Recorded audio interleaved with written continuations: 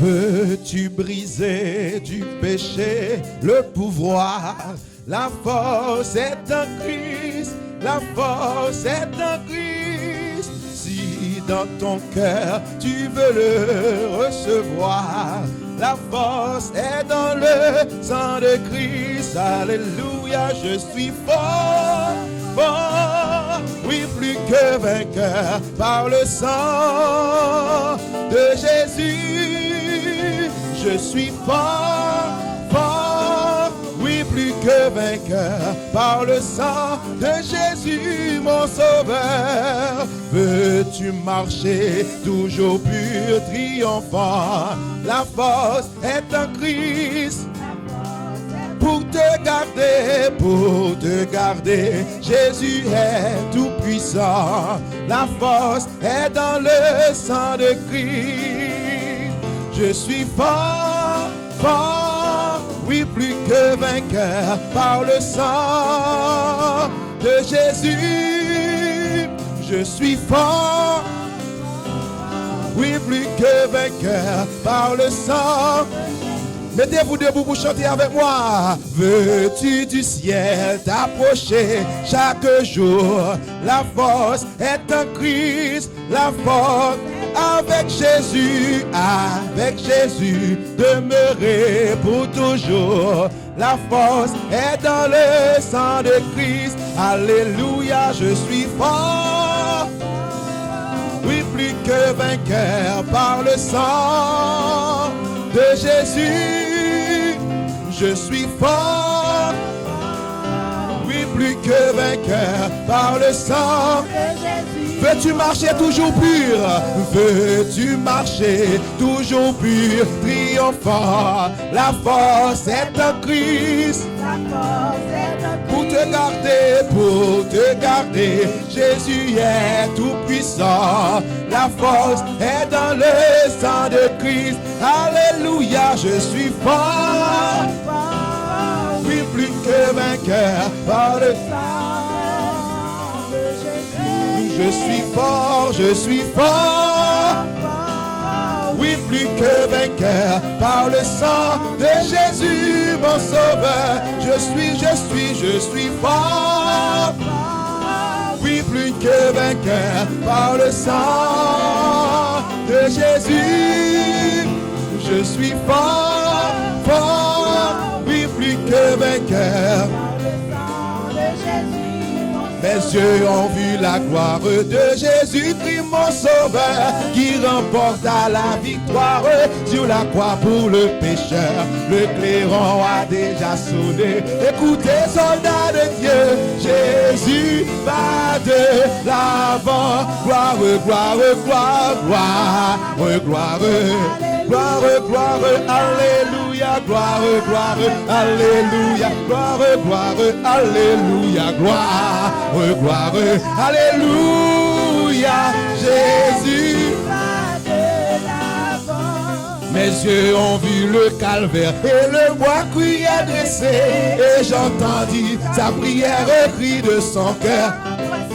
L'épine sur son front blessé, mon cœur d'angoisse a percé. Jésus va de l'avant. Gloire, gloire, gloire, gloire, gloire, gloire, gloire, alléluia, gloire, gloire, alléluia, gloire, gloire, alléluia, gloire, gloire, alléluia, Jésus. Au jardin, gloire au Père, je le vois ressusciter, le sceau brisé sur la pierre, signe à sa divinité. Il est sorti tout triomphant, il est vainqueur du péché. Jésus va de l'avant. Gloire, gloire, gloire, gloire, gloire. Gloire, gloire, alléluia. Gloire, gloire, alléluia, Jésus va de l'avant. Gloire, gloire, gloire, gloire, gloire, alléluia.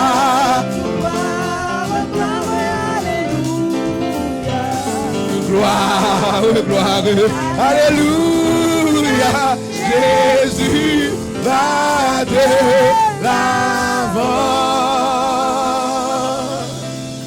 Alléluia, que Dieu vous bénisse. Amen. Merci beaucoup, frère Hyper, sœur Gertie, sœur Micheline et toute l'assemblée. Merci d'avoir chanté la gloire du Seigneur. Un mot de prière pour le message. Seigneur, merci. Depuis ce matin, nous sommes ici. Tu n'as pas manqué de nous bénir. Et nous te sommes très reconnaissants. Maintenant, ta parole va être proclamée. Nous te prions, Père, d'utiliser ton serviteur afin que ta parole puisse jaillir et retrouver place dans le cœur de chaque personne à l'écoute. Au nom de Jésus-Christ. Amen. J'aimerais que vous lisiez, ou bien que vous suiviez la lecture que je vais faire dans Apocalypse chapitre 6, versets 9 à 11. Et après cela, je vous dirai le sujet que nous allons développer ce matin. Je lis pour vous Apocalypse chapitre 6, versets 9 à 11. Quand il ouvrit le 5e sceau, je vis sous l'autel les âmes de ceux qui avaient été immolés à cause de la parole de Dieu et à cause du témoignage qu'ils avaient rendu. Ils crièrent d'une voix forte en disant : « Jusque à quand, Maître saint et véritable, tardes-tu à juger et à tirer vengeance de notre sang sur les habitants de la terre ? » Une robe blanche fut donnée à chacun d'eux, et il leur fut dit de se tenir en repos quelque temps encore, jusqu'à ce que fût complet le nombre de leurs compagnons de service et de leurs frères qui devaient être mis à mort comme eux. Amen. Le thème que nous allons développer avec vous ce matin, c'est à ceux qui resteront. À ceux qui resteront. J'ai déjà entendu un message qui s'appelait, je vais le dire dans mes thèmes propres, c'est information pour ceux qui resteront après l'enlèvement de l'Église. Des choses que vous devez savoir. Naturellement, un tel message a pour objectif vous donner envie de ne pas rester. Vous préparer en vue de l'enlèvement de l'Église. Nous sommes en Apocalypse chapitre 6. Depuis Apocalypse 1er, verset 19, il a été dit à Jean d'écrire, premièrement, les choses qu'il a vues, la vision qu'il a vue, Apocalypse 1er, les choses qui sont l'état des églises, l'état de l'église de Jésus-Christ dans le monde, dans les deux chapitres suivants, chapitre 2 et chapitre 3, on a vu les 7 lettres aux 7 églises de l'Asie mineure et les choses qui doivent arriver après. Après le chapitre 3, on entame le chapitre 4 et apôtre Jean dit « J'entends une voix ». C'est celle que j'avais entendue avant, donc la voix de Jésus qui lui parlait. Cette voix me dit « Monte ici et je te montrerai les choses qui vont arriver ». Donc nous sommes dans ces choses qui vont arriver au chapitre 6 parce que vous allez voir, à partir du chapitre 4, l'Église n'est plus citée, l'Église ne fait plus partie du reste du développement de l'Apocalypse jusqu'au retour vers le chapitre 19. Mais depuis chapitre 4, Jean a entendu la voix qui lui dit « Monte ici » et il dit « J'ai vu une porte ouverte et la voix qui me parlait m'a dit « Monte ici ». Et il est monté et depuis lors, on ne parle plus de l'Église. Donc, la montée de Jean pourrait symboliser l'enlèvement de l'Église parce que l'Église n'est plus concernée dans ce qui reste. Chapitre 4, chapitre 5, etc. L'Église n'est pas là. Ici, c'est un épisode où Jean dit, je vois les âmes qui ont été décapitées, des âmes qui ont été mises à mort à cause de l'Évangile. Ça veut dire que alors que l'Église est montée, et c'est la grande tribulation qui sévit sur la terre. Pourquoi on l'appelle grande tribulation? Parce que on a déjà vu dans l'histoire des choses qui arrivent sur la terre qu'on aurait pu qualifier de grande tribulation.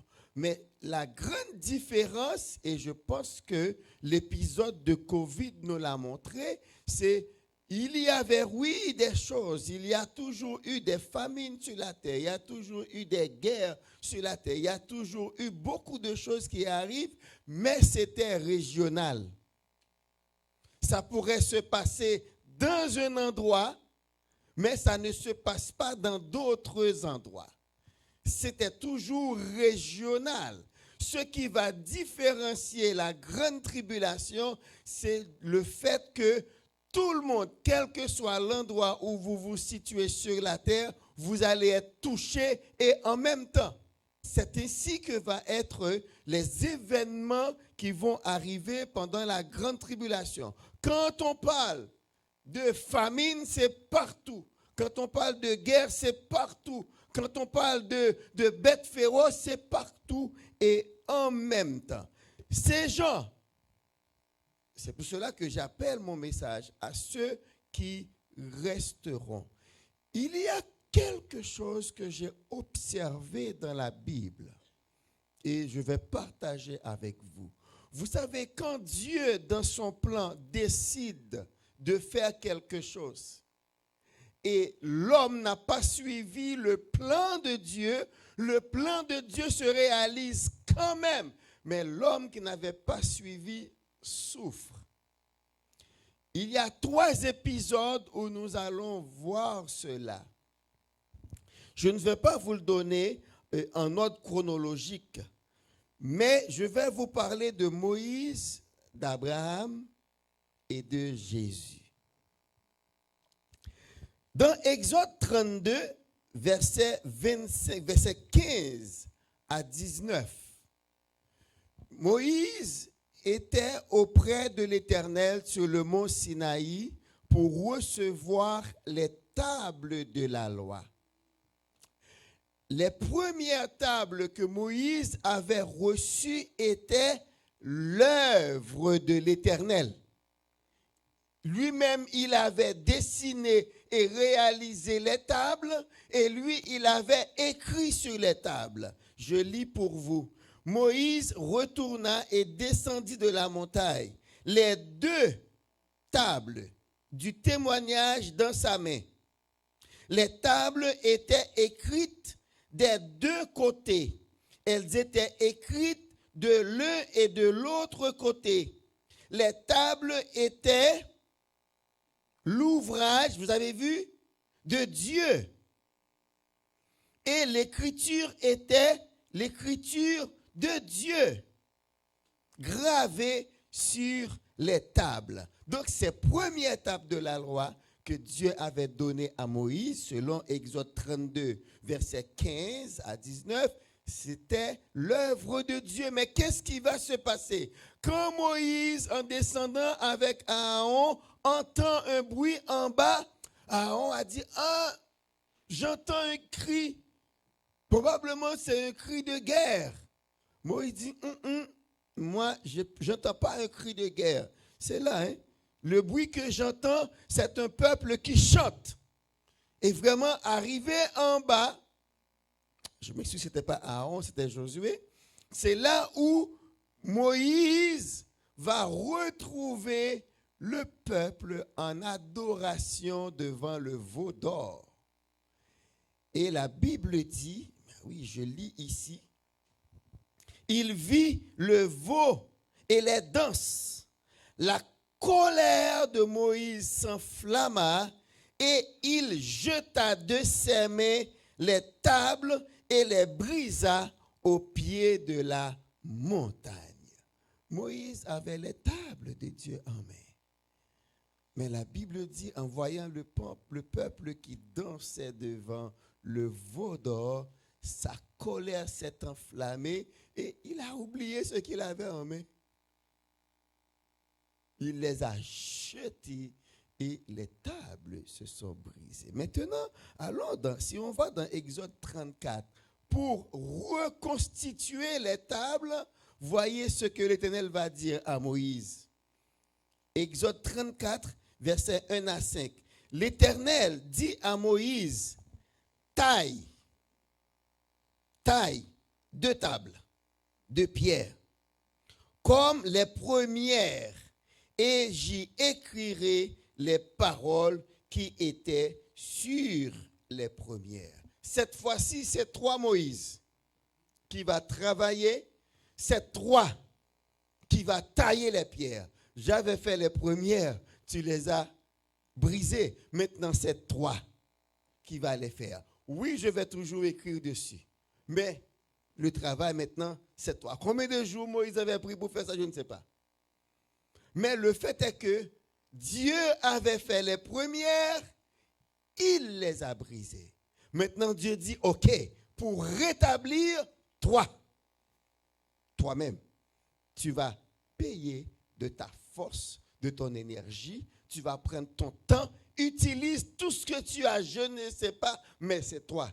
Tu vas faire les tables maintenant et j'écrirai dessus. En fait, ça c'est le deuxième exemple. Mais le premier exemple où Dieu a déjà fait quelque chose, l'homme l'a violé et il dit maintenant tu vas le faire. Le premier exemple c'était Abraham. Dans Genèse chapitre 15. Genèse chapitre 15, versets 7 à 19. Je ne pourrai pas lire pour vous, c'est trop long. Nous n'avons pas beaucoup de temps.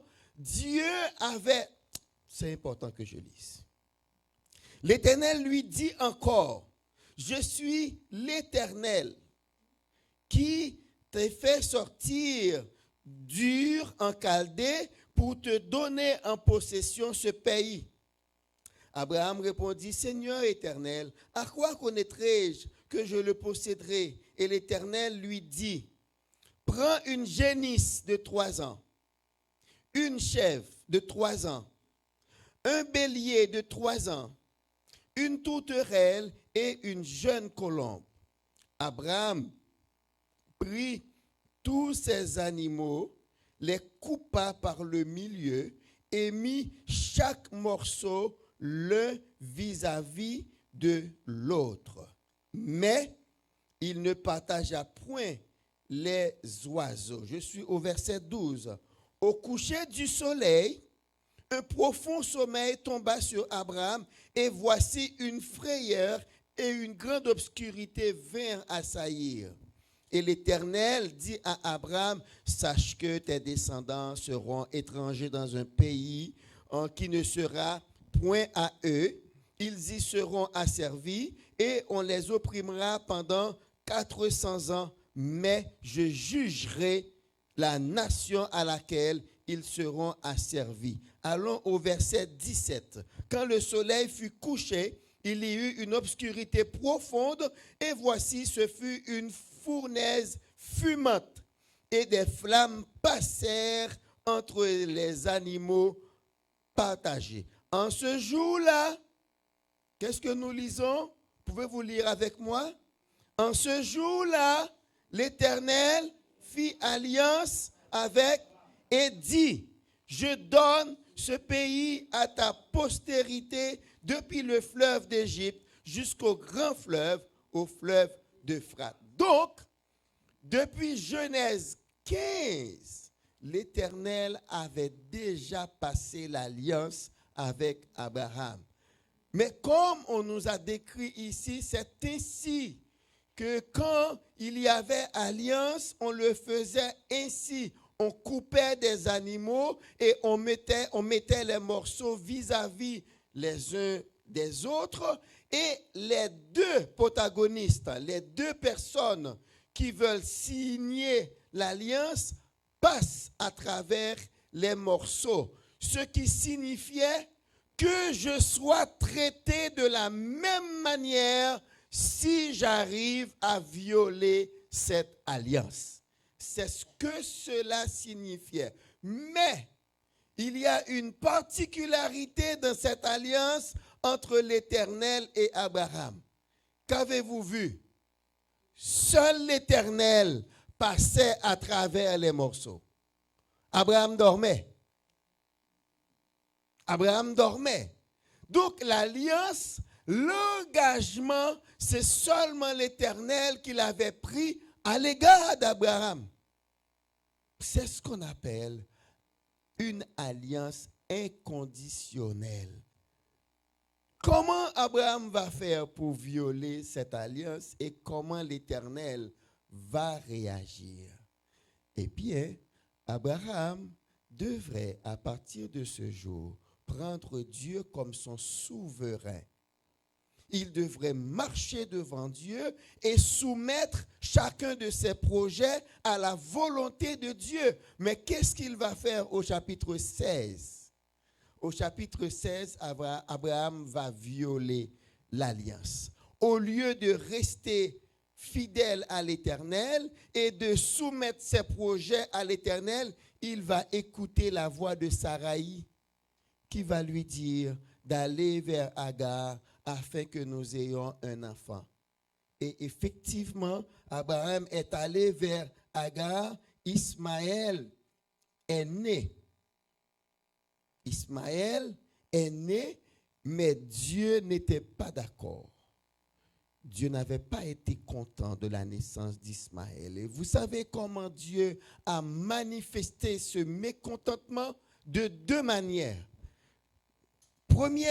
La première manière, il a manifesté son mécontentement, il le fait par un silence.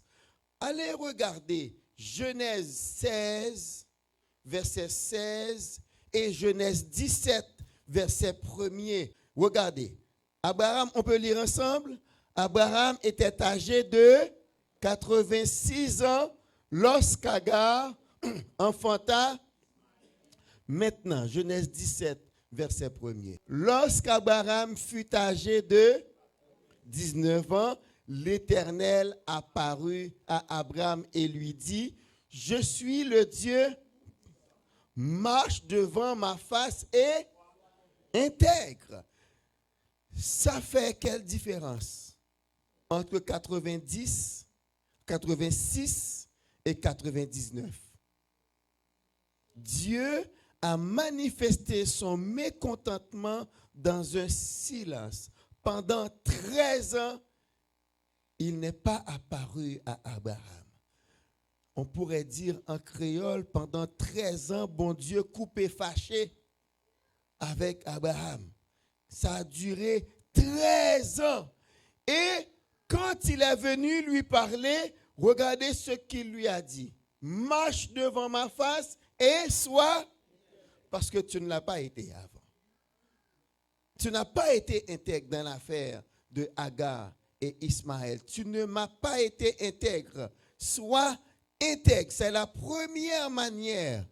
Dieu manifeste son mécontentement par un silence de 13 ans. Maintenant, la deuxième manière, Dieu va montrer à Abraham, puisque la première alliance, tu l'as violée, maintenant pour reconstituer l'alliance, voici ce que tu vas faire. En Genèse, chapitre 17, il va donner à Abraham la circoncision. Si Abraham était resté fidèle depuis Genèse 15, s'il n'y avait pas Genèse 16, l'affaire de Agar, il n'y aurait pas de circoncision. Mais parce que Abraham avait violé, n'avait pas été fidèle à la première alliance, maintenant pour rétablir l'alliance, il doit le faire au prix de son sang. C'est pour cela que Dieu va donner à Abraham la circoncision. Mais j'aimerais m'arrêter un tout petit peu sur la manière d'agir de Dieu. Le silence. Vous savez, parfois, le silence parle beaucoup plus fort que 1000 mots. Voici ce que nous lisons dans Proverbe. Proverbe 12, verset 16. L'insensé laisse voir à l'instant sa colère.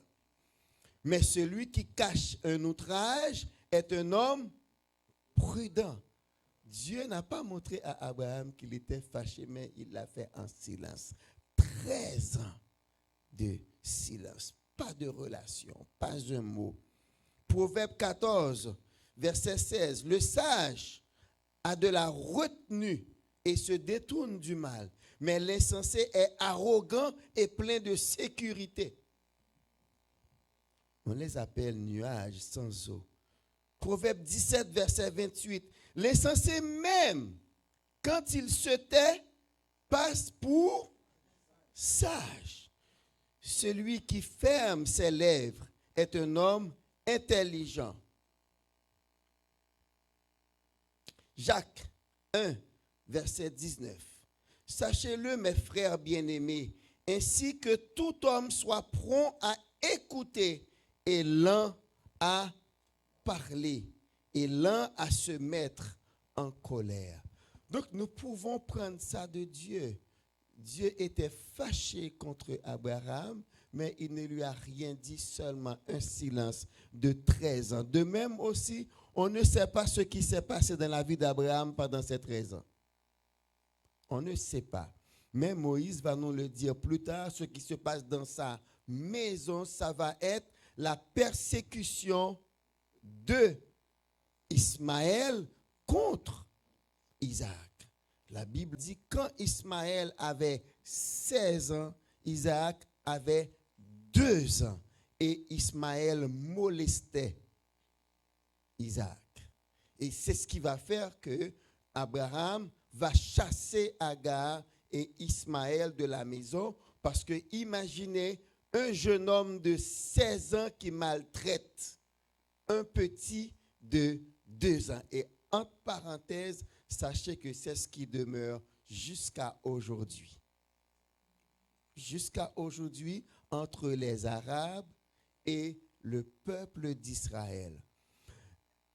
Juste pour votre information, vous savez, il y a près de 1 milliard d'Arabes. Quand vous prenez la carte de cette région-là, si vous ne faites pas le gros plan qu'on fait sur Gaza, mais vous faites un arrière-plan pour montrer toute la région, vous allez voir combien de pays arabes qui entourent Israël et tous, qu'est-ce qu'ils veulent? La disparition d'Israël. Mais pensez-vous que Israël va disparaître? Mais non, parce que c'est sur le mont des Oliviers que Jésus-Christ va descendre. Israël, c'est le centre de la prophétie. Israël, c'est le centre de l'écriture. Il y a plein de choses qui doivent se réaliser en Israël. Et ce que la parole dit, ça va se réaliser. Donc, on peut faire n'importe quoi, on ne parviendra jamais. Même quand en Iran, ils disent, quand ils auront la bombe atomique, Israël sera leur premier client. Ils vont essayer d'abord ce Israël, le premier client, mais sachez que ça ne va pas arriver parce qu'il y a tellement de prophéties. La Bible dit, Jésus-Christ va revenir et poser le pied, où ça? Sur le mont des Oliviers. Et le mont des Oliviers n'est nulle part ailleurs. Et ce n'est pas quelque chose de symbolique. Ça, c'est littéral. Je continue. Donc, pour montrer son mécontentement maintenant, Dieu va donner la circoncision. Dieu dit à Abraham, toi, tu garderas mon alliance. Toi et tes descendants après toi, selon leur génération. C'est ici mon alliance que vous garderez entre moi et vous et ta postérité après toi. Tout mâle parmi vous sera circoncis. Vous vous circoncirez et ce sera un signe d'alliance entre moi et vous. La circoncision est donnée afin de rétablir l'alliance que Abraham avait violé avec l'affaire d'Agar. Dieu est revenu 13 ans plus tard pour lui dire, ben, voici l'alliance maintenant. Comme il avait dit à Moïse, voici les tables maintenant. Mais c'est toi qui ferais les tables. Et il va dire à Abraham, voici l'alliance maintenant. Mais ça va être une marque sur ton corps. Imaginez, on a l'habitude, probablement vous connaissez cette expression, être pris dans du zip. N'est-ce pas les hommes? On connaît cette expression. Mais imaginez un vieillard de 99 ans qui va souffrir la circoncision. Il y a beaucoup de sang. Il y a beaucoup de souffrance. Et pour vous donner une idée, allons dans Genèse 34. C'est quand Hamor avait kidnappé, séquestré et violé Dina, la fille de Jacob. Et ce n'est qu'après l'avoir kidnappée, séquestrée et violée, il est venu maintenant demander sa main. Et les fils de Jacob ont répondu avec ruse. Exigez de moi une forte dot et beaucoup de présents, et je donnerai ce que vous me direz. Mais accordez-moi pour femme ta jeune fille, après l'avoir kidnappée, séquestrée et violée.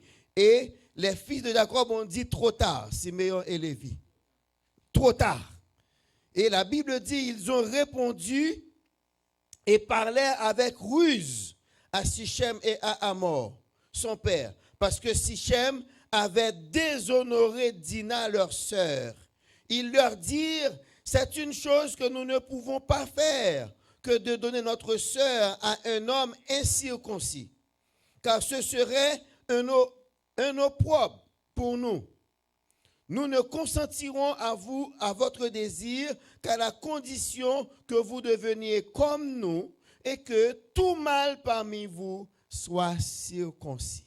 Et voilà pourquoi, au verset 25, le troisième jour, pendant qu'ils étaient souffrants, 3 jours, ils étaient souffrants, les 2 fils de Jacob, Siméon et Lévi, frères de Dina, prirent chacun leur épée, tombèrent sur la ville qui se croyait en sécurité et tuèrent tous les mâles.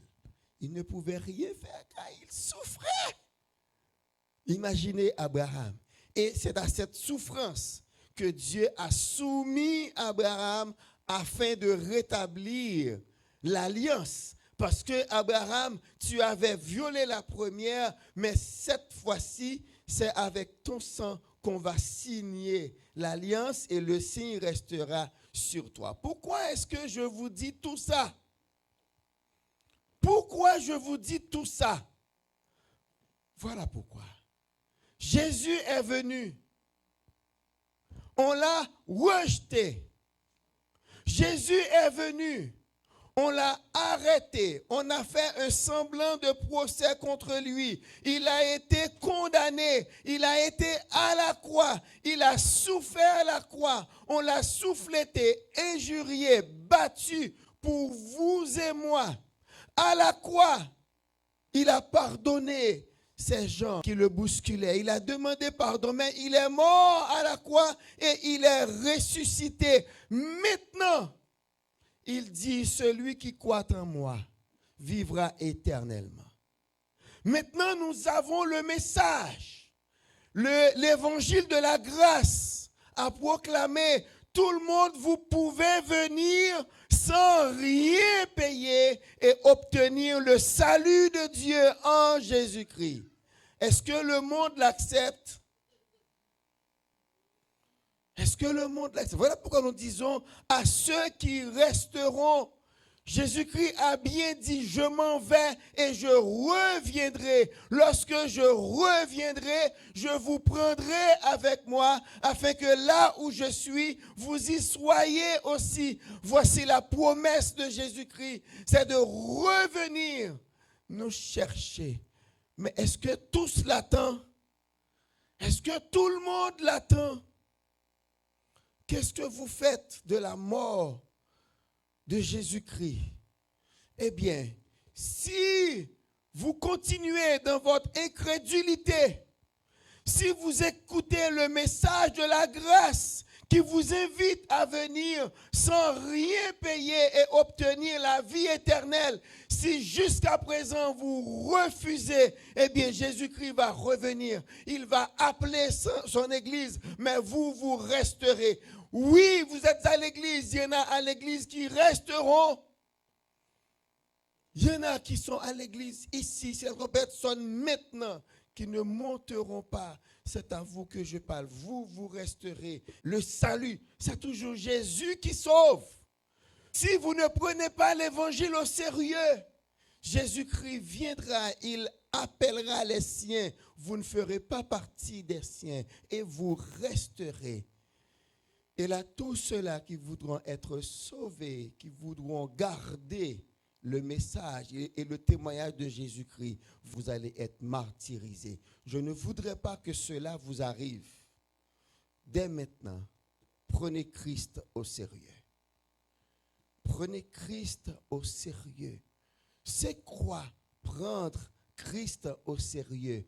Accepter son salut et vivre pour lui. J'avais dit, Abraham aurait dû se soumettre à Dieu comme son souverain. C'est ce que vous devez faire maintenant. Soumettez-vous à Christ comme votre Seigneur. Laissez-le diriger votre vie et il vous emmènera au bon port.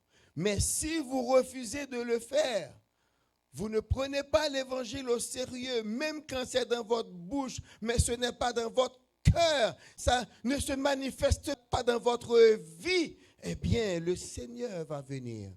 Vous ne ferez pas partie de ceux qu'il appellera et vous allez rester. Et si vous voulez être quand même sauvé, eh bien, pour accepter son salut, c'est votre sang. Vous allez le payer de votre sang, comme Abraham avait dû payer l'alliance, avait dû accepter qu'il verse son sang pour rétablir l'alliance. Je ne voudrais pas que cela vous arrive.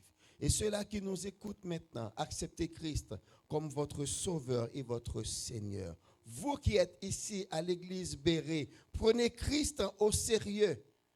Ce n'est pas juste une religion, mais ça doit être votre vie. Christ doit transpirer dans vos gestes, dans vos paroles, dans vos actions, dans toute votre vie. Le témoignage doit être là. Et ainsi vous vous préparerez pour l'enlèvement. Que le Seigneur vous bénisse abondamment. Prions le Seigneur. Cher Seigneur, merci pour ta parole. Merci Seigneur, tu nous l'as donné et nous l'avons partagé. Le reste est entre tes mains. Seigneur, nous te prions que cette parole trouve place dans le cœur de quelqu'un, dans la vie de quelqu'un, dans l'âme de quelqu'un. Nous te prions, Père, que cette parole puisse apporter guérison, transformation et salut au nom de Jésus. Amen.